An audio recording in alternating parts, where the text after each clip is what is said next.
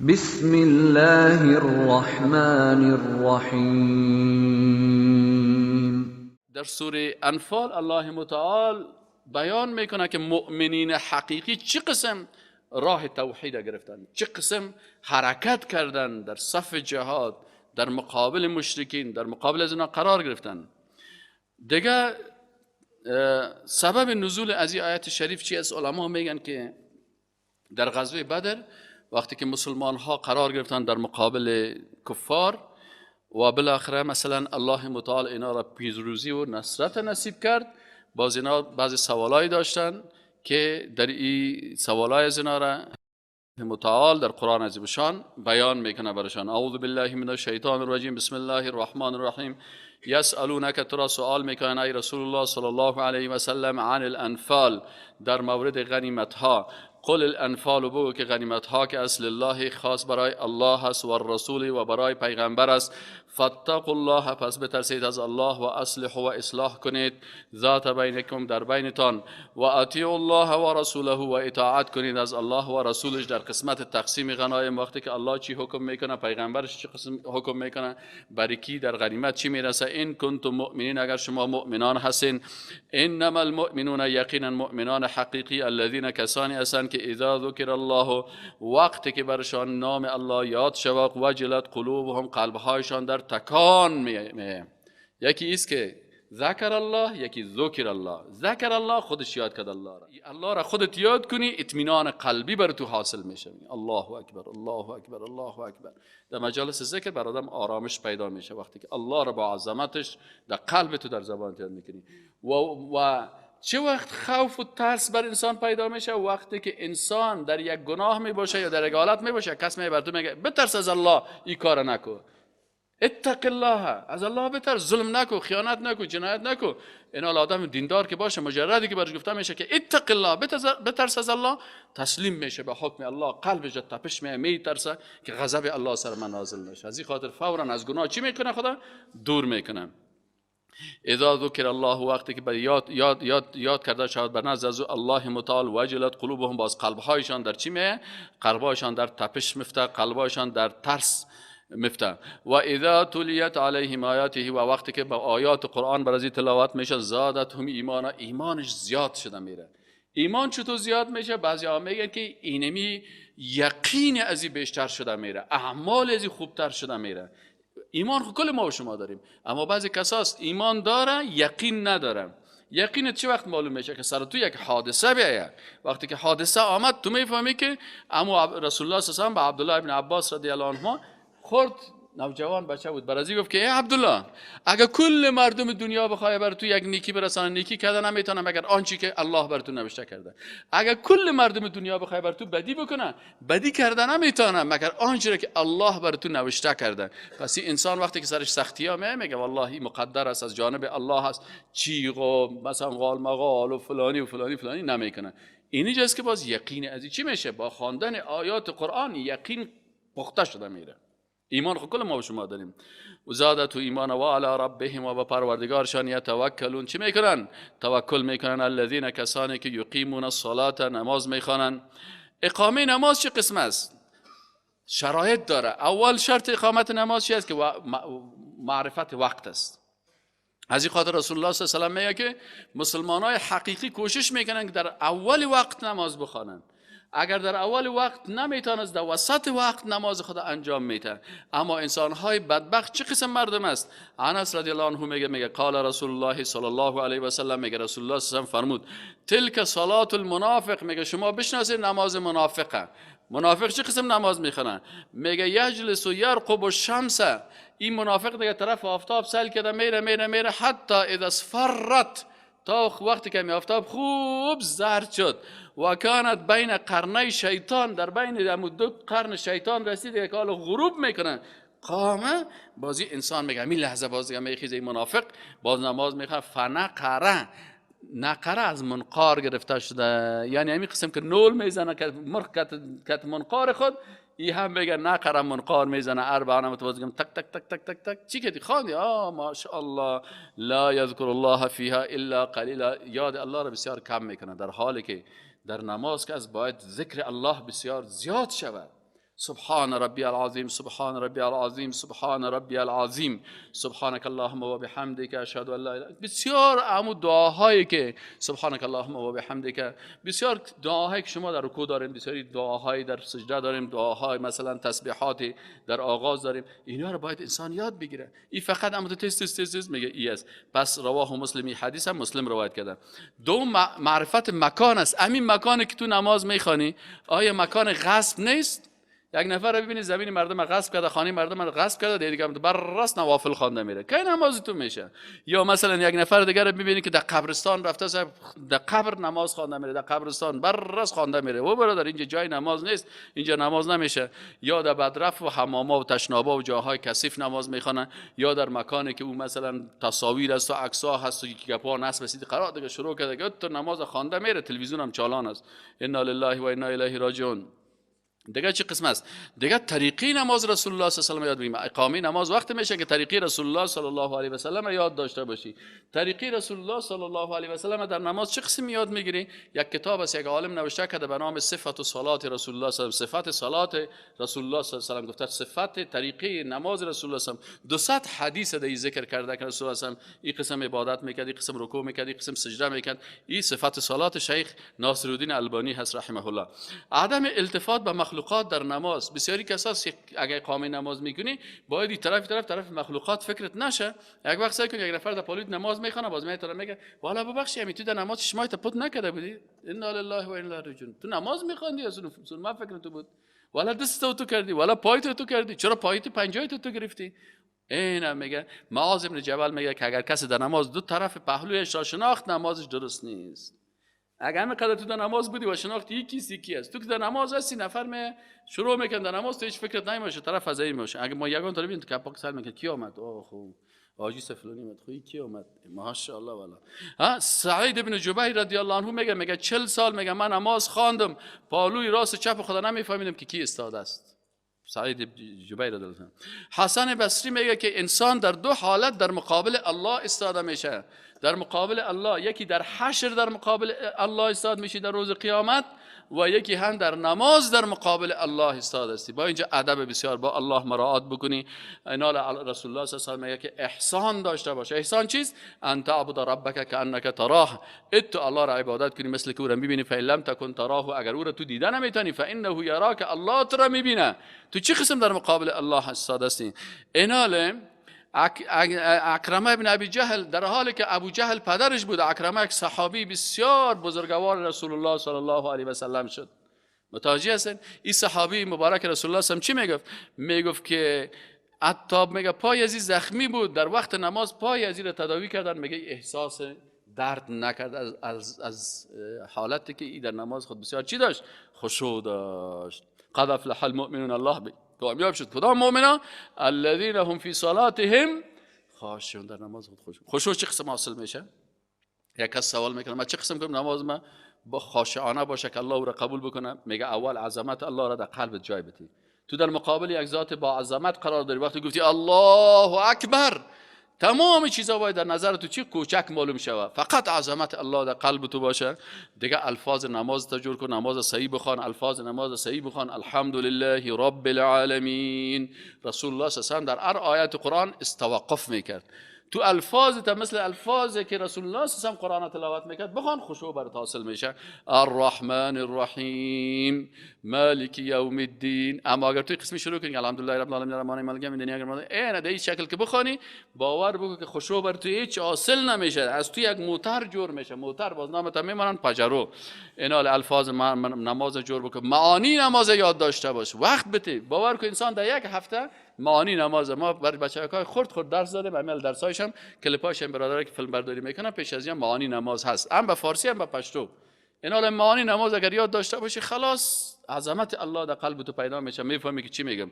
آیات خشوع را زیاد تلاوت بکن. فکر کو آخرین نماز است، نماز صحابه و تابعین ببین که چه قسم نماز میخوانن. صحابات نماز میخوانن که حتی پیش کعبه وقتی نماز میخوان سر شانش پرنده میشه، سر کلش پرنده میشه، فکر میکرد که یک درخت خشک است.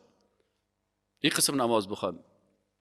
در مقابل نماز سترت باید داشته باشی. نماز نه رو دومیابه این مسجد بعضی کسا استاد میشن، نه، باید پیشرویت ستره باید باشه. ستره چی میگه؟ یک دیوالک مثلا یا نزدیک دیوال استاد شو، یا یک چوب یک چیز را پیشرویت بان، یا پشت ستون استاد شو. اینجا ای بر تو خشوع در نماز پیدا میشه. در وقت تشهد به طرف انگشت سل بکو که همین قسم که انگشت تشهد ایناله، این قسم نماز درست میشه. و همین ما دیگه صفت از مسلمان های حقیقی کی است؟ یک صفتشان دیگه صفت مؤمنین بیان میکنن، و مما رزقناهم ينفقون، و آنچه از آنچه که برشان رزق دادیم ينفقون، نفقه میکنن در راه حلال، اسراف نمیکنن، تبذیر نمیکنن، تقتیر نمیکنن. اسراف چی است؟ الف سین ر الف، اسراف کلوا واشربوا ولا تسرفوا، یعنی زیاده روی در حلال نکنین. تبذیر چی رو میگن؟ مصرف مال در حرام، به موسیقی و ساز و فیلم و نگپا پیسه دادن، این چی است؟ تبذیر است. و تقتیر چی است؟ که بعضی کسا در نفقه بخیلی میکنن، در خانه 1 کیلو گوشت آورده میترن، تمام روز دال بخورده میره، این باز تقتیر میکنه. اینال اسراف و تبذیر و تقتیر نمیکنن. و مما رزقناهم، از چیزی که برشان رزق دادیم، ينفقون، من مصرف میکنه، کما امرهم الله. اولئک، همی کسایی که همی صفات داشته باشند، اولئک، همی گروه مردم، هم المؤمنون حقا، امینها مؤمنین حقیقی هستند. لهم، الله متعال میگه بر از اینا هست، درجات، درجای عند ربهم، به نزد پروردگارشان، و مغفرت، و مغفرت است، و رزق کریم، الله متعال میگه رزق بسیار با کرامت، با ارزش. کما اخرجک آل رسول الله صلی الله علیه و آله، میگه که در مسئله غزوه بدر شروع میشه. کما اخرجک ربک، چنانچه خارج نمود تو را ای رسول الله صلی الله علیه و آله، ربک پروردگار تو را خارج کرد، من بیتی که از خانه تو، بالحق، به خاطر توحید، به خاطر جهاد در راه بلند شدن کلمه توحید لا اله الا الله. و این فریقا من المؤمنین، یقینا که یک گروهی از مؤمنات چی داشتن؟ لکارهون، خوش نداشتن، کراهیت داشتن، خوششان نمیامد همین جنگیدن. یجادلونک فی الحق، به امرای تو جدال میکنن. درباره چی جدال میکنن؟ فی الحق، مجادله یعنی بحث و گفتگو میکنن در مورد چی؟ در مورد جهاد. بعد ما تبین، بعد از اینکه بیان شد، که انما یساقون الی الموت، بعضی کسا فکر میکنن که رفتن به جنت به جهاد یعنی رفتن به طرف مرگ است. و هم ینظرون، و ایشان نظر میکنن. و اذ یعدکم، و یاد که وقت را که وعده داد الله متعال بر شما، احدى الطائفین، که یکی از دو گروه انشاءالله شما از اونها غالب میشین، اونها را مغلوب میسازین. امی یکی از دو طایفه انها لکم، که ای بر شماست، و تودون، و میخواین شما علاقمند است. این دو طایفه کدام یکی بود؟ یکی عیر بود، یکی نفیر بود. عیر چی را میگفتن؟ نفیر چی را میگن؟ عیر امی یکیش یک تعداد اما قافله که اموال تجارتی را آورده بودن. اینجا بر از اینا خبر داده شد که ابو سفیان اونمو مالهایی را که از مسلمان ها چور کرده بودن در مکه، از اونم مالای چور، از اونم مالای سرقت تجارت شروع کردن. آل حق مسلمان ها بود که پس بره امو حق خود از پیشان چی کنن؟ پس بگیره از پیشان. و یک تعداد دیگه که ابو جهل و ترا، اونا باز برای چی برآمدن؟ اونا خیسن برای جنگ برآمدن. الله متعال میگه که الله متعال بر شما خبر داد که یکی از این دو طایفه را یا او را میگیرین یا ایره. و تودون، و شما همیشه آرزو میکنین ان غیر ذات شوکتی، که امو نفرایی که صلاح ندارن. شوکت چی نمیگن؟ اینجا اصلا شوکت خاره میگه، اینجا همون انسان‌های مسلح، دو لشکر چیزی جهاد مسلح بود، یا میگه که همون نفرای مسلح نباشه، موهاش که بسیار کم است صلاحشان، تکونوا لکم، بر شما در مقابل شما قرار بگیرد. و یرید الله، و اصلا انسان میگه العبد یفکر و الرب یدبر، بنده فکر میکنه، الله چی میکنه؟ تدبیر میکنه. و یرید الله، و الله متعال میخواست ان یحق الحق بکلماته، که ثابت بسازه حق را بکلمات بسخنانش، و یقطع، و قطع بکنه دابر الکافرین، بنیاد و زیربنا و تهداب کافران را. لیحق الحق، تا ثابت کنه حق توحید را. و یبطل الباطل، و باطل بسازه چی را؟ امی شرک، کفر، بیرایی، گمراهی را. ولو کره المجرمون، اگرچه مجرما چی کنن؟ اگرچه مجرما یا اینا چی کنن؟ ولو کره المجرمون، اگرچه مجرما اینا قبول نداشته باشن یا بد ببینن. آل سبب نزول چی هست؟ میگه که عمر ابن خطاب رضی الله عنه قال لما کان یوم بدر نظر نبی صلی الله علیه و آله اصحابه، میگه وقتی که رسول الله صلی الله علیه و سلم نظر کرد به طرف صحابه که 300 نفر و 300 و چند نفر هستند، 312 یا 313 نفر، 300 رجل و 17 رجل. و نظر الی المشرکین، میگه دید به طرف مشرکین، دید که اونا از 1000 هم زیادتر هستن. میگه رسول الله صلی الله علیه و سلم آل یک توحید را در میدان جهاد انجام میده. او توحید چی است؟ توحید در استغاثه هست. استغاثه چی را میگن؟ یکی دعا هست، یکی استعاذه هست، یکی استغاثه هست. دعایی است که تو دست دعا را همیشه در عادت عالی دعا میکنی که پروردگار مرا مغفرت کن، الله مغفر لی، الله مرحمنی. یکی استعاذه هست که تو به الله پناه میبری. یکی استغاثه هست که غوث میگن، غوث، غین واو ث. غوث چی معنی؟ یعنی در حالت سختی با گریه و با عاجزی صدا میکنی که یا الله از بالای ما رحم بکن. رسول الله صلی الله علیه و سلم وقتی که کافرها را دید که در این حالت هستن و صحابه سلاحشان هم کم است، تجهیزاتشان کم است، وسایلشان هم کم است، تعدادشان هم کم است، لوجستیکشان هم کم است، شتر و اسب که است یا هم کم است، در مقابل کافرها که اصلا صاحب دول میزدن و عطن منداختن و رقص کرده میرفتن تا دم دم دم دم دم دم دم یا چیز کرده آمده میرفتن. اینجا رسول الله صلی الله علیه و سلم آمد توحید در استغاثه را مراعات کرد. توحید در استغاثه چی است؟ که اینه میگه اینا انسان دمی وقت رجوع میکنه به خالق متعال. الله متعال میگه استغیثون و چی میگم؟ آل عمر رسول الله چی میگه؟ میگه که فاستقبل نبی الله القبله. سکه ادبه. میگه رسول الله صلی الله علیه و آله در میدان جهاد چی کرد؟ در بدر میگه رسول الله صلی الله علیه و آله روی خود به طرف قبله کرد، ثم مد یدیه، میگه باز سایه خود بلند کرد و جعل یهتف بربه، امت صدا کرده میرفت که اللهم انجز لی ما وعدتنی. رسول الله صلی الله علیه و آله گریه میکرد و میگفت که یا الله وعده که بر ما دادی او را امو وعده را انجز، امو وعده را انجام بده. اللهم ان تهلك، یا الله اگر تو هلاک کنی هذه العصابه، امی صحابه که هستن لا تعبد فی الارض فما زال یهتف. میگه رسول الله صلی الله علیه و سلم اما تو صدا کرده میرفت ما دن یدیه مستقبل القبله، دستای خدا به طرف قبله کرده بود، حتی میگه سقط رداءه، میگه قدیفه که رسول الله در سر شانه خود انداخته بود همین میگه خطا خورد از که رسول الله صلی الله علیه و سلم به طرف الله دستای خدا بلند کرده بود و استغاثه میکرد. فاعطاه ابو بکر، میگه ابو بکر صدیق آمد فاخذ رداءه، میگه ابو بکر صدیق همین قدیفه رسول الله گرفت فالقاه على منکبه، سر دوشانه رسول الله صلی انداختش، ثم التزمه من ورائه، مت رسول الله صلی بغل کرد و قال یا نبی الله، و گفت که ای رسول الله صلی الله علیه و سلم کفاک مشاهدتک مناشدتک ربک، گفت کفایت میکنه اینقدر که تو عذر عاجزی و صدا کردی، فانه یقینا که سینجز لك ما وعدک. الله متعال ابو بکر صدیق بهش میگه ان شاء الله یا رسول الله، الله متعال او وعده را که برای تو داده ایره میکنه. حالا سعی کنین اینجا استغاثه الله برای کی کرد؟ رسول الله هم استغاثه به کی کرد؟ به الله کرد. ما و شما امتی کی هستیم؟ امت رسول الله صلی الله علیه و سلم هستیم. ما باید وقتی که در سر ما مشکلات سختی ها به دربار کی رجوع بکنیم؟ به الله. اما بعضی مخلوقات سمیره نمیکنن. صفانه اینه. الله متعال میگه استغیثون، هنگامی که شما استغاثه میکنین ای رسول الله صلی الله علیه و خودت استغاثه میکردی و صحابه در پشت سر کلشان قلبایشان به طرف الله بود. استغیثون ربکم، وقتی که شما استغاثه در لغت چی رو میگن؟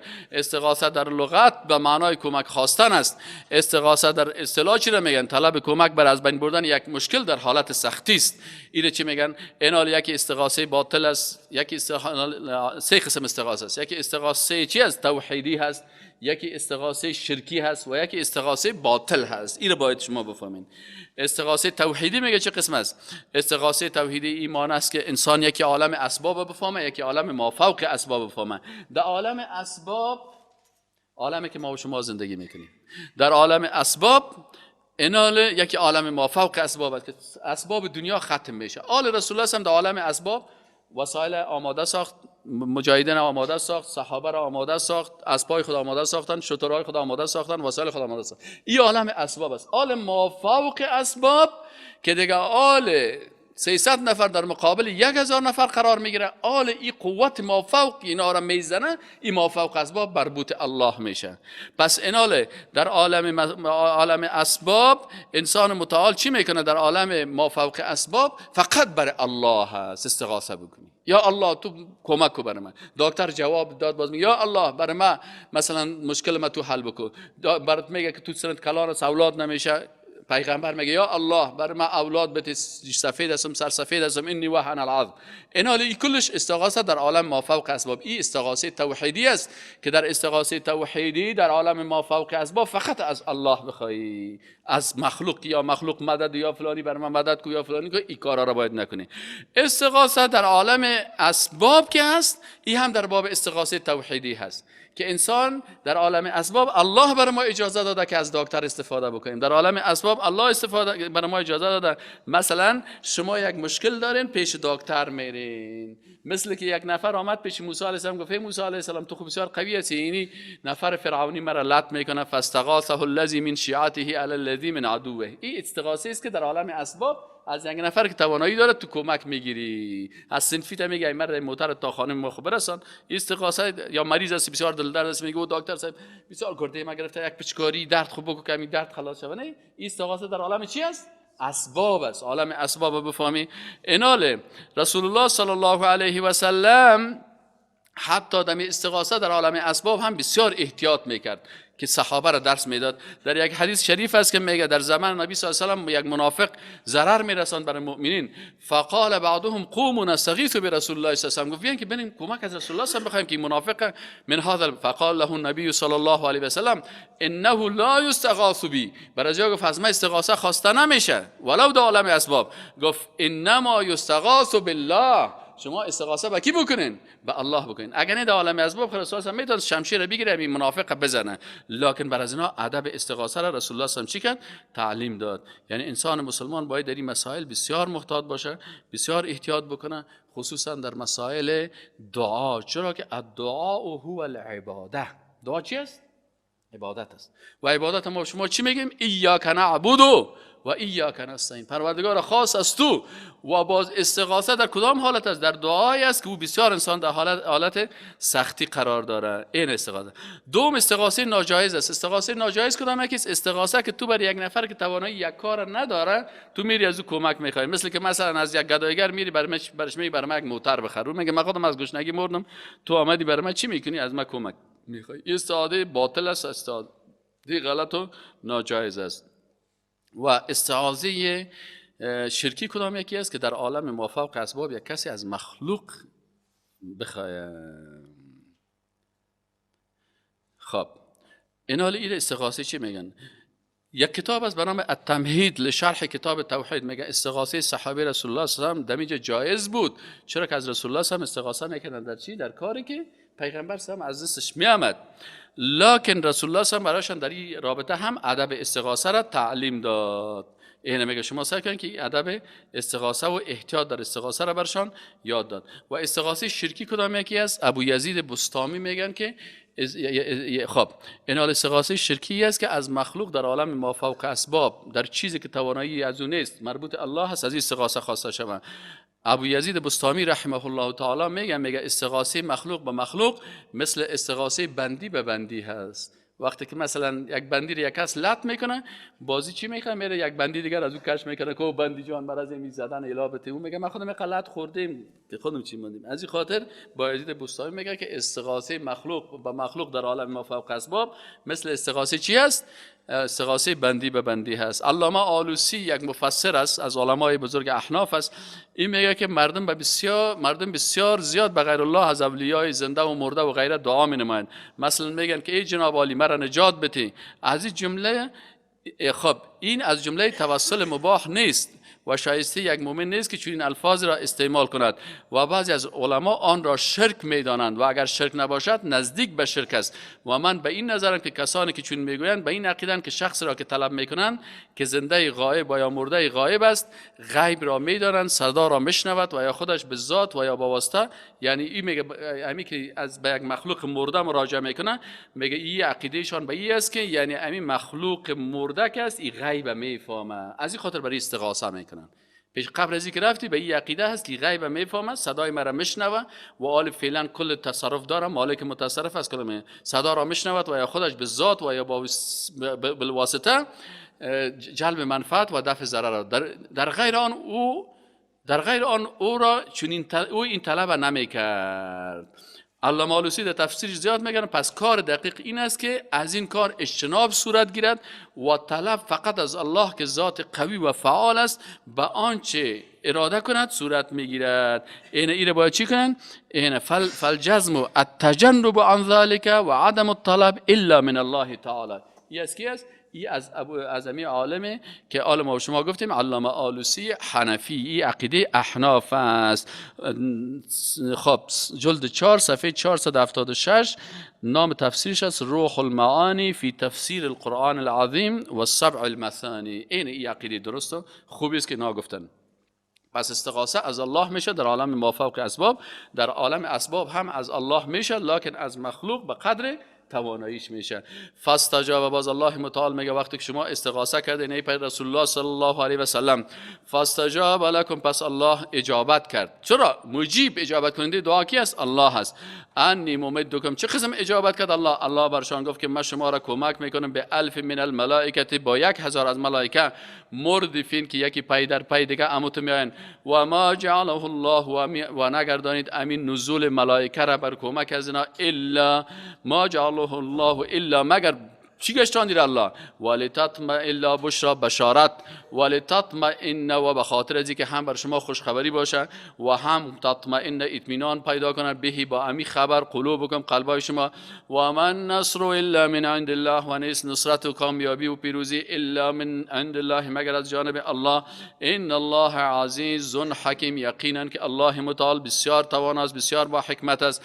الله متعال چی میکنم؟ سبحان الله، وقتی که صحابه را امرایشان الله کمک میکنه، سه که کمک های الله را در غزوه بدر، اول اذ یغشیکم النعاس، یا بسیار خسته بودن، بسیار دیگه اون طرف هم دشمنا بود، الله متعال بر از اینا چی میرن؟ نعاس میرن. نعسان چی نمیگه؟ یگانه سر آدم پینگی می یک خوک میخره تا آرام یک چند دقیقه خوت میبره، چشم تک باز میگه والا بسیار خسته بودم. اینه دمی حالتی که دشمنا دول و دم میکنن، صحابه قرار چشمایشان پد گرفتن، کلشان همون یک چی گرفته؟ رحمت الله هست. اذ یغشیکم، وقتی که شما را فرود گرفت النعاس، یک خواب چی؟ یک خواب سبک. چرا؟ امانتا منه، ای امن بود، آرامش بود از جانب الله، ای را الله برشان نازل کرد که باش که یا امن تو خوب راحت باشد. و آل تنها همین کار کرد الله متعال، میگه نه و ينزل علیکم من السماء ماء، کافرها از تشنگی میمردن. بر صحابه دمی قسمتی که صحابه هستن الله متعال آب فرستاد از آسمان، لیطهرکم، تا که شما را پاک بسازه. آدم که خسته باشه که همون خوب دیگه رقم صحرای عربستان شما که برین، وقتی که شما سهل کنین که دمی زیر هفته و که تو راه میری مغز سر تو را در جوش میارن. این حال داری نمیجوز که الله متعال از بالا سر از اینا چی میاره؟ باران میاره. این باران دیگه تو فقط دیگه تو مزید میتونی زیر باران. الله متعال صحابه را چقدر دوست داشت، سبحان الله. و ينزل علیکم من السماء ماء، و نازل کرد بالای شما از آسمان آب را، لیطهرکم، تا شما را پاک بکنه، به توستان، و یذهب عنکم رجز الشیطان، و ببره از شما چی را؟ امو پلیتی شیطان را، ولیربط، و تا ربط کنه خوب علی قلوبکم، قلبایتان دیگه هم تو دلهایتان بسیار هم تو آرامش بگیره. و یثبت به الاقدام، و الله متعال شما را ثابت قدم نگه بداره که در مقابل از کفار خوب استاد شوید. اذ یوحی، وقتی که وحی نمود ربک بر پروردگار تو حکم کرد، الی الملائکه، به ملائکه الله حکم میکنه، انی معکم، که ای ملائکه من همراه شما هستم، فثبتوا، پس خوب استوار بسازین، فثبتوا الذين آمنوا، پس شما خوب استوار بسازین چی؟ در پالوی مسلمانان قرار بگیرین، در صفشان، در کنارشان جهاد بکنین.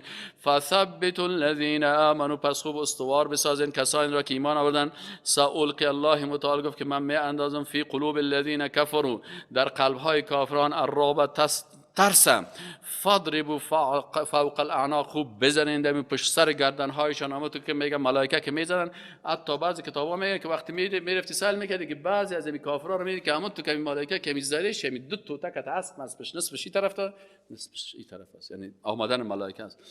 فوق الاعناب واضربوا منهم كل بنان، و بزنین حتی هر به سر انگشتایشان که دیگه تا می سلا را در دست خود گرفتن نتونن. ذالک میگه چرا این عذاب الله سر از اینا نازل کرد؟ ذالک به خاطر که بانهم به خاطر ای که ایشان شاق الله اینا مخالفت کردن به امر الله و رسوله و مخالفت کردن امر رسولش. و من یشاقق الله و رسوله، و هر کسی که مخالفت بکنه با الله و رسولش با قرآن و سنت، فان الله شدید العقاب، یقین داشته باشین که الله متعال از این دشمنای قرآن، از دشمنای پیغمبر، از دشمنای سنت سخت معاقبت کننده هست. ذالکم فذوقوه، الله متعال برشان میگه ایره بچشین، ای خود جزایتان در دنیا هست. و ان و یقین داشته باشین که للکافرین، برای کافران، عذاب النار، عذاب آتش دوزخ است. یا ایها الذین آمنوا، ای مؤمنان، اذا لقیتم الذین کفروا، وقتی که ملاقات کردین در صف جهاد کسانی که کافر هستند، زحفا در حالت لشکرکشی، فلا تولوهم الادبار، به طرف از اینا پشتتان دور نتین. از این خاطر رسول الله صلی الله علیه و آله میگه که عن ابی هریره رضی الله عنه، ابو هریره رضی الله عنه میگه که عن النبی صلی الله علیه و سلم، که رسول الله صلی الله علیه و سلم بر صحابه و بر مسلمانان گفته. چی گفته؟ اجتنبوا سبع الموبقات، از 7 گناه هلاک کننده خدا چی کنین؟ نگاه کنین. قالوا یا رسول الله و ما هو، نگفی 7 گناه هلاک کننده چی است؟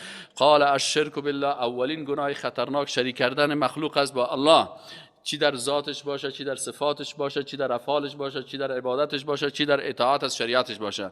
دیگه گناه کبیره چی است؟ سحر و جادو هست، قتل النفس است، و قتل النفس التي حرم الله تعالی الا بالحق، و اکل الربا، دیگه خوردن سود است. این بانک‌های سودی که است، از این کسایی که دی کار میکنن، کسایی که دی کامپیوتر کار است، دی بانک‌های سودی، کسایی که کد از یا معامله میکنن.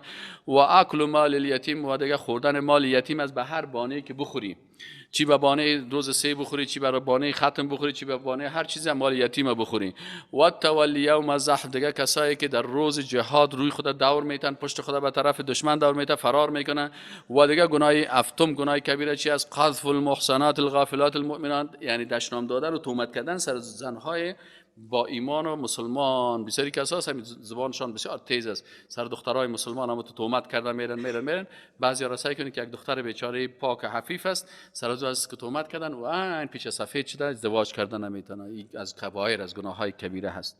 الله متعال میگه و ما یولهم، و هر کسی که بگرداند یوم اذن، در این روز جهاد، دوباره پشت خود را، الا متحرفا للقتال، مگر بعضی کساس میگه که روی خود دور میته، لکن این متحرفا للقتال چی معنی؟ ایره به حساب امو تکتیک نظامی. بعضی اوقات است که مجاهدین پس میرن، نه به نیت از اینکه فرار کنن، به نیتی که اما تو یک تکتیک یا مانور اجرا میتن، از این خاطر کر و فر میگن. یک دفعه حمله است، یک پشت سر میره، باز پشت حمله میکنن. از این خاطر میگه و ما یولهم یومئذ، هر کسی که پشت خود دور بده در این روز، الا مگر، این شامل در این حکم نمیشه که متحرفا للقتال باشه. متحرفا یعنی یک کسی که خوب اما تو چی باشه؟ حرفه‌ای باشه در جنگ، یعنی به خاطر مانورهای جنگی روی خود دور میده. او متحیزا الی فئه، یا مثلا در اینجا صف یک ذره خراب است، میره و صف دیگه داخل میشه تا که باز از اون طریق حمله بکنه. الی فئه، فانال، اگر کسی اینمی 2 هدف نداره، بغیر از این 2 هدف ای چی میکنه؟ پشت خدا به طرف کافرها دور میته. فقط باء بغضب من الله، باز اینی نفرایی که فرار میکنن، اونو 2 چیز در نظرشان نیست، لکن به قصد فرار از صف و از معرکه فرار میکنن. میگه اینا برگشتن بغضب من الله، به غضب از جانب الله. و مأواه جهنم، و مأوایشان جهنم، دوزخ است. و بئس المصیر، و بسیار جای زشت است امیم بازگشتشان. وقتی که جنگ خلاص میشه دیگه، الله متعال به رسول الله صلی الله علیه و سلم و صحابه چی میگه؟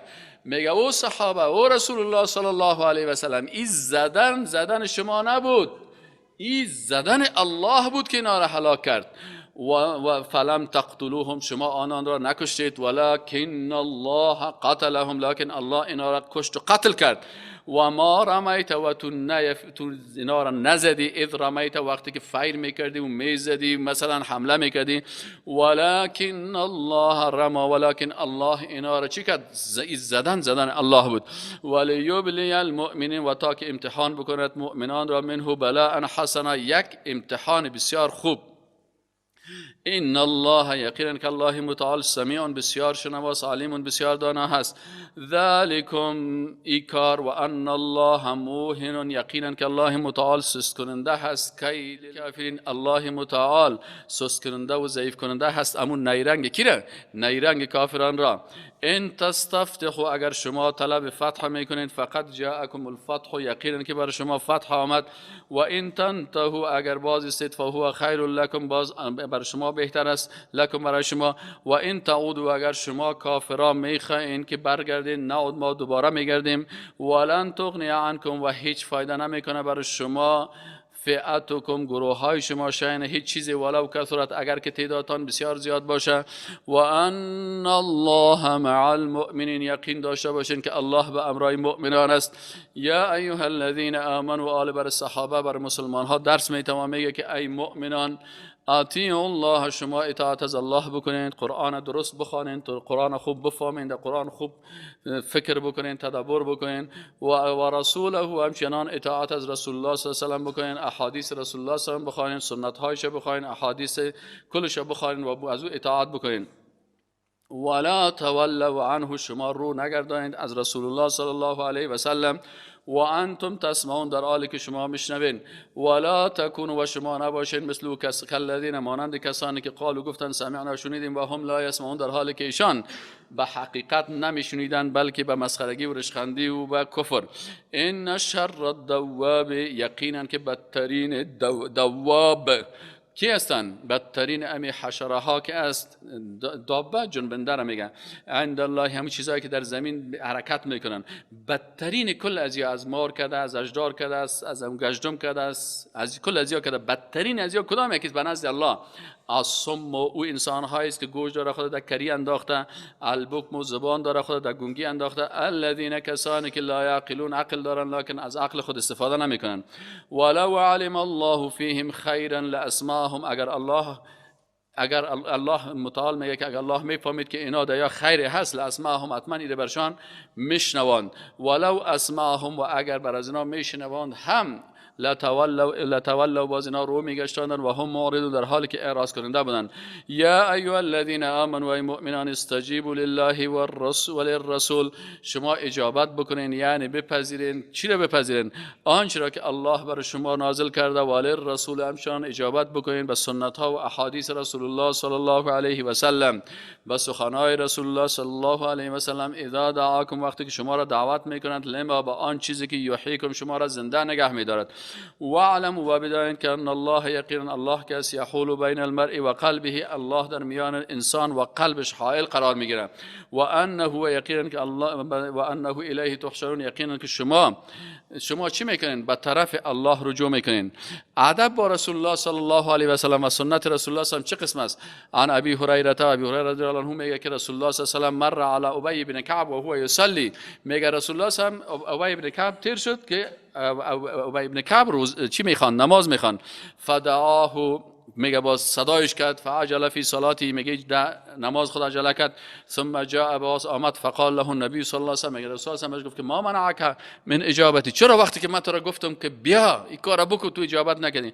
قال كنت اصلي گفت من نماز میخونم. قال الم تخبر گفت بر تو خبر نشده آیا خبر ندادی که وحی آمده که استجیبوا لله والرسول اذا دعاکم لما یحییکم شما حتما اجابت الله و رسولش بکنین چرا که الله و رسول به چیزی که شما را میگه او شما را زنده میسازن. یعنی زندگی در تطبیق قرآن است، زندگی در تطبیق سنت های رسول الله صلی الله علیه و سلم است. بعضی کسا میگه این سنت نمیکنیم فلانی خفه نشه، این سنت نمیکنیم باز رواج ما نیست، این سنت نمیکنیم ایده حزب ما نیست، این سنت نمیکنیم ایده مذهب ما نیست، این سنت نمیکنیم ایده رشته ما نیست و در گروه ما نیست و در منطقه ما رواج نیست. اینا کل سنت های رسول الله صلی الله علیه و سلم ترک میکنن، در عقیده ترک میکنن، در معاملات ترک میکنن، در عبادات ترک میکنن. متوجه هستین در اخلاقیات بسیاری سنت های رسول الله صلی الله علیه و سلم ترک میکنن. این باش مردم خوشن. میگه آیا آیتتون نشنیده بودی که الله وقتی که گفت که رسول الله صدایت کرد عاجل به او عمل بکن؟ قال بلا ولا اعود ان شاء الله تعالی. میگه باز گفت که ان شاء الله رسول الله صلی الله علیه و سلم ما این کارا نمیکنم، یعنی حتی در نماز. سبحان الله. باز پسان برش گفت که آل بر تو یک سوره را یاد میتم که او بسیار سوره بزرگ از در قرآن گفت چی است؟ الحمدلله رب العالمین. همین سوره فاتحه را برش داد. واتقوا بترسید فتنه، این کسانی که فرمانی قرآن و سنت هم میکنن، الله متعال میگه که اگر این کار کردین باز چی میای سر شما؟ یک فتنه خطرناک میه. واتقوا بترسین فتنه، از فتنه که لا تصیبن الذین ظلموا منکم خاصه، که باز این فتنه تنها برای ام کسایی که ظلم کردن نمیرسن. مثل که بر بنی اسرائیل در سبت که بود 3 گروه مردم شدن. یک گروه مردم رفتن ماهی گرفتن، یک گروه مردم دیگه ماهی نگرفتن، قرار چوب شیشته بدن، و یک گروه دیگه باز اینا ماهی هم نگرفتن، باز یارا نهی میکردن که نکنین مخالفت امر الله را. باز نجات کی پیدا کرد؟ اون کسایی که نهی از منکر میکردن، این کسایی که چپک خاموشک شیشته بودن، سهل داشتن، ولو که ماهی هم نمیگرفتن، سر از یوم عذاب الله آمد. این کسی که نهی از منکر نمیکنه، مخالفت قرآن و سنت میکنه، و کسی که مخالفت قرآن و سنت میکنه، بازی جانب مقابل باز خدا چپ میگیره، برش نمیگه که برادر نکنی کار. بان که مسلمان ها پیرو قرآن باشن، بان که ترجمه بخوان، بان که درس دینه بخوان، اینا الله میگه که واتقوا بترزید فتنه، تنازو فتنه که لا تصیبن، که تنها نمیرسد به الذین ظلموا منکم، که ظلم کرده از شما خاصتا. بر از اینه بلکه به کسایی که اینا را تایید میکنه خدا آرام میگیره، بر از اونها هم غضب الله نازل میشه. واعلموا و بدانید که ان الله شدید العقاب، یقینا الله متعال بسیار سخت عقوبت کننده هست. و اذکروا و یاد کنید اذ انتم قلیل، وقتی که شما کم بودید، و مستضعفون، و بسیار ضعیف کرده بودن شما را، فی الارض در زمین، کافرها قوی بودن شما ضعیف بودین. تخافون، میترسیدین، ان یتخطفکم، که شما را اختطاف بکنند، از شما را از بین ببرند بربایند، الناس، مردم. فآواکم، پس الله متعال شما را مأوا داد، و ایدکم بنصره، و تایید کرد شما را به نصرتش، و رزقکم، و روزی داد شما را من الطیبات، از چیزهای پاک، لعلکم تشکرون، شاید که شما تشکرون، شکر بکنین. یا ایها الذین آمنوا، ای مؤمنان، لا تخونوا الله، خیانت با الله نکنید، و الرسول، و خیانت با رسول الله صلی الله علیه و سلم نکنید. چه قسم خیانت با الله و رسول میشه؟ و تخونوا، وقتی خیانت میشه با الله و رسول که شما خیانت بکنید اماناتکم، در امانت هایتان. امانت قرآن پیش شما، قرآن امانت است. احادیث رسول الله صلی الله علیه و شما چی است؟ امانت الله است. شما در مقابل از این خیانت نکنین، برسانین قرآن و سنت، حتی به کافرها برسانین، دعوت دین بکنین، برای مردم برسانین. و انتم تعلمون، در حالی که شما میدانین، و علموا، و بدانین که چی مانع میشه که شما امو دین الله را صحیح تطبیق نکنین. مانع تطبیق دین الله چی میشه؟ و علموا، و بدانین که انما اموالکم و اولادکم فتنه. چی امتحان خطرناک است برای انسان؟ بسیار کسا را از دینداری 2 چیز مانع میشه، یا مالش یا اولادش. ما اگر راه دین الله را بگیریم، پیسه هم چطور میشه، این ذخیره هم چطور میشه، این خانه هم چطور میشه، این زمین هم چطور میشه. و علم الله متعال میگه بدانید که انما یقینا که اموالکم، اولاد شما، اموالتان، و اولادکم، و فرزندان شما، اولادهای شما، فتنتون، یک امتحان بسیار بزرگ است برای شما. شما را مانع رفتن به حق میشن. شما کوشش کنین که از اولادتان هم به طرف دین الله و مالتان هم در راه الله مصرف کنین، تا که بر شما فتنه نشه. اولاد که قرآن و سنت فرماندی، و اموالت که در راه دین الله مصرف کردی، بازی فتنه از فتنه خلاص میشه. و ان الله، و یقینا که بنزد الله، عنده، بنزد اوست، اجر عظیم، اجر بسیار بزرگ. یا ایها الذین آمنوا، ای مؤمنان، ان تتقوا الله، اگر شما تقوا بکنین به الله، یعنی واقعا تقوا داشته باشین، باز بر شما چی میشه؟ یجعل لكم فرقانا، بر شما یک فرقان، یعنی جدا کننده را الله بر شما میگردانه. و یکفر عنکم سیئاتکم، و گناههای شما را کفاره میکنه، از بین میبره. و یغفر لكم، و میبخشد شما را. والله ذو الفضل العظیم، و الله متعال صاحب فضیلت بزرگ است. و اذ یمکروا، و یاد کن آن لحظه را که مکر نیرنگ میکردن، بکه برنامه ریزی میکردن بر تو، الذین، کسانی که کافر شده بودند، لیثبتوک او یقتلوک، یا تو را زنده نگه دارن، یا تو را بکشن، او یخرجوک، و یا تو را خارج بکنن. و یمکرون، و اونا پروژه سازی و برنامه سازی میکنند. و یمکر الله، و الله متعال برنامه ریزی و پروژه میسازه برشان در مقابلشان. والله خیر الماکرین، و بهترین برنامه ریزا و تدبیر کننده ها الله هست. و اذا تتلی علیهم آیاتنا، وقتی که تلاوت میشه بالاشان آیات ما، قالوا میگه قد سمعنا یقینا شنیدیم ما لو نشاء لقلنا مثل هذا، اگر ما هم میخواستیم ما میتونستیم مثل قرآن و رمیخسم بگوییم، ما هم میتونستیم. اینا با چی میگفتن؟ قالوا قد سمعنا، ما شنیدیم، لو نشاء اگر میخواستیم ما لقلنا مثل هذا، ما هم میتونستیم مثل قرآن بگوییم. این هذا الا اساطیر الاولین، این قرآن نیست مگر داستانها و قصه های مردمای سابقه. و اذ قالوا اللهم، حال کافرها خودشان بر سر خود دعا میکردن، میگفتن اللهم یا الله ان کان هذا هو الحق، اگر همی حق است من عندك از جانب تو، فامطر پس باران بکو بالای ما، علینا بالای ما، حجارتا سنگ را من السماء از آسمان، او ائتنا بعذاب الیم، یا بالای ما عذاب درناک بر. خودشان میگفت که اگر حق باشه سر ما خی عذاب به چی به. و ما کان الله لیعذبهم، الله متعال میگه الله اینا را عذاب نمیکنه و انت فیهم، در حالی که تو در بینشان باشی. این بزرگترین شخصیت رسول الله صلی الله علیه و آله بود که اگر تا زمانی که تو در بینشان هستی سر از اینا عذاب نمیه که سنگ سرشان بباره. و ما کان الله معذبهم، و الله اینا را تعذیب نمیکنه و هم یستغفرون، در حالی که استغفار میکنن. یعنی وقتی که زلزله میشه، سختی ها میشه، زود آدم باید استغفار را شروع بکنه. چرا؟ وقتی که استغفار شد باز عذاب الله قطع میشه. و ما لهم الا يعذبهم الله، آلت میگه خیلی چرا الله اینا را عذاب نمیکنه؟ و ما لهم، و چی شده اینا را که الله يعذبهم الله، که اینا را الله عذاب نکنه، و هم یصدون، در حالی که اینا مانع میشن عن المسجد الحرام، از مسجد الحرام هم مانع میشدن. مسلمانان را نمیمانن که حتی برن در اونجا نماز بخونن یا حج بکنن. و ما كانوا اولیاءه، این اولیاءه، در حالی که اینا اولیاء و دوستانش نیستن. این اولیاءه یقین این نیست اولیاء و دوستان الله الا المتقون، مگر متقیان. ولكن اکثرهم لا يعلمون، اکثر از اینا نمیدانستن. اینا الله متعال بر از اینا مهلت میده، فرصت میده. و ما کان، میگه دیگه آل نماز کلگی نماز میخونن، میگه نه نماز دو قسم است، یکی نماز ابو جهل و ابو لهب است، یکی نماز رسول الله صلی الله علیه و سلم و نماز پیغمبر و صحابه هست. فرق است بین از این. حالا تو ببین که عبادت تو مثل عبادت رسول الله صلی الله علیه و سلم یا عبادت تو مثل عبادت ابو جهل است. آل عبادت رسول الله صلی الله علیه و ما فهمیدیم نمازش خواندیم که قامه نماز میکردن. قد افلح المؤمنون الذين هم فی صلاتهم چی بودن؟ خاشعون بودن، در عبادت خود خشوع و عاجزی، تضرع و گریه، مثل درخت خوش در مقابل الله ایستاد میشدن. آل خی نماز ابو لهب و ابو جهل چه قسم بود؟ ما در اون مبتلا نشیم. میگه و ما کان صلاتهم، نبود نمازای ابو جهل ابو لهب مشرکین عند البیت، به نزد بیت الله شریف، الا مگر مکاء و تصدیه. مکاء و تصدیه، تصدیه چکچره میگه، مکاء چی میگه؟ اشپلاق میگه. یا دیگه پیش کعبه که میامدن دیگه اهل صاحب دیگه اشپلاق شروع میشد، چک چک شروع میشد، لباس ها را میکشیدن اون طرف منداختن، علق خیزک زدن است. حالا کدام است نماز تو؟ آیا نماز تو مثل نماز رسول الله صلی الله علیه و آله یا مثل نماز ابو لهب و ابو جهل؟ نماز ابو جهل ابو لهب در پیش بیت الله شریف چک چک کردن بود. مکا چی میگن؟ میگن مکا یک انگشت خود سر انگشت دیگه میمان، باز ددان خود میگرفت باز چی دیگه. یا یگان تا یاد داریم بچهای جوانی دارین مکای گفتن یا دانیش بالا قمی کفتر پران میکنه، یکم سایم کفتر پران باز درگم شیشی میکن، یا امی اسپلاقا را امی چک چکا را چی میکنن در پیش بیت الله شریف میگن. این یکی چک چک میکنه، یکی اسپلاق میکنه، یکی تنبور میزنه، یکی دول میزنه، یکی با دامن میگیره چرخک زده میره چون نری به نوا آمد.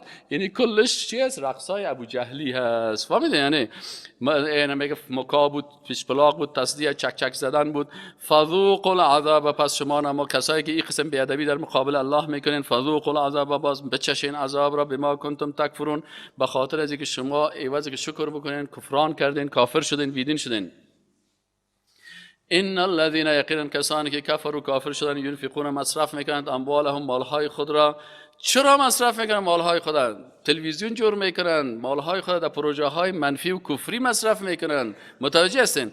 میگه این کسایی که کافر شدن مصرف میکنن مالهای خود برای چی؟ لیصدوا عن سبیل الله، تا مردم مانع از سبیل الله شوند، یا میخوان که جوانا گمراه شوند، مشرک شوند، بیدین شوند. پیسه ها، دلارها، میلیون میلیون مصرف میکنن. کل پیسه خود مصرف میکنن، کلش در رقص، در گناه، در خنده سالار، در لوده سالار، در این چیزای غلط. الله متعال میگه که اینا اموال خود مصرف میکنن لیصدوا عن سبیل الله، تا مانع راه الله شوند. فسینفقونها، پس اینا زود است که نفقه کنن، مصرف کنن امین مال خود. ثم تكون علیهم حسره، باز امین مالشان سر خودشان حسرت شود که مرگ سرش به، باز میفهمه الله ما خوی لک ها مال خود خدا تباه کردم. این باز حسرت و پشیمانی برشان بار میره. ثم یغلبون، باز یا مغلوب میشن. والذین کفروا، و کسانی که کافر میشن، الى جهنم یحشرون، به طرف جهنم حشر میشن. لیمیز الله، چرا این فرصت الله برای بنده ها میده؟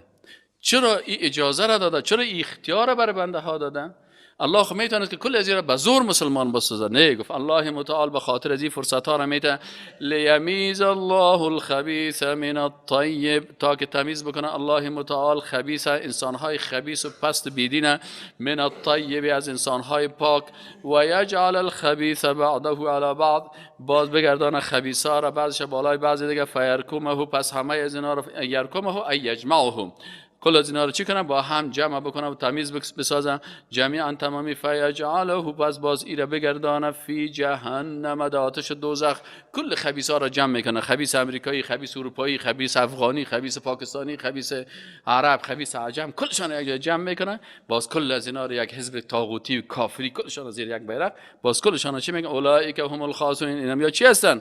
اینم یا حقیقتا که خساره و نقص کردن. قل للذین کفروا، بگوی رسول الله صلی الله علیه و سلم برای کسای کافر شدن، این ینتهوا، اگر شما با وجود زمین کفر و بیدینیتان دیگه ترک بکنین کفر، توبه بکنین، رجوع بکنین، مسلمان شوین، یغفر لهم، مغفرت میشه برشان، ما قد سلف، امو کفریاتی که قبلا کردن، و این یعودوا، اگر اینا بر بگردن و می کفر خود، فقط مضت، پس اینمی قسم گذشته، سنت الاولین، روش سابقایتان کافرها همه می قسم بود. و قاتلوهم، و شما جهاد قتالی مسلحانه بکنین به ضد کافرها، حتی تا زمانی که لا تکون فتنه، که هیچ فتنه باقی نماند. فتنه اینجا کفر است، بیدینی هست، گمراهی است. و یکون الدین کله لله، و دین کلش به الله باشه. از این خاطر است که میگه جهاد تا روز قیامت دوام داره. چرا که تا روز قیامت کافرها یعنی میخسم باشن، از این خاطر جهاد هم تا روز قیامت. الجهاد ماض الی یوم القیامه. یگان تا میگه ما میخوایم که جنگ ختم کنیم، جنگ نباشه، فلان نباشه، تو به ضد گپ رسول الله صلی الله علیه و سلم گپ میزنی. رسول الله میگه ماض الی یوم القیامه، تو لوده‌ها ور خودت مردار میشی میری، اما جهاد تا روز قیامت است، تا که عیسی مسیح علیه السلام بخیزه و تا که مهدی بخیزه و تا که دجال برای و تا که دجال زده شوه و تکت تک شوه، اینی قسم تا روز قیامت. و یکون الدین کله لله، فان انتهوا، پس اگر اینا باز استادن، فان الله بما یعملون بصیر، پس الله متعال عالم از با آن چیز که میکنن بصیر، بسیار بینا هست. و ان تولوا، و اگر رو گشتانند، فاعلموا ان الله، پس بدانید که یقینا که الله متعال مولاکم، دوست شماست، نعم المولا و نعم النصیر، بهترین مولا و بهترین نصرت کننده شما کی است؟ الله متعال. سبحان ربک رب العزة عما یصفون و سلام على المرسلين والحمد لله رب العالمين. سبحانك اللهم وبحمدك اشهد ان لا اله الا الله. اللهم نور قلوبنا بالقرآن العظيم، وزين اخلاقنا بالقرآن العظيم، وادخلنا في الجنة بالقرآن العظيم، ونجنا من النار بالقرآن العظيم. اللهم اجعل القرآن لنا في القبر مونسا، وفي الجنة رفيقا، ومن النار سترة وحجاما.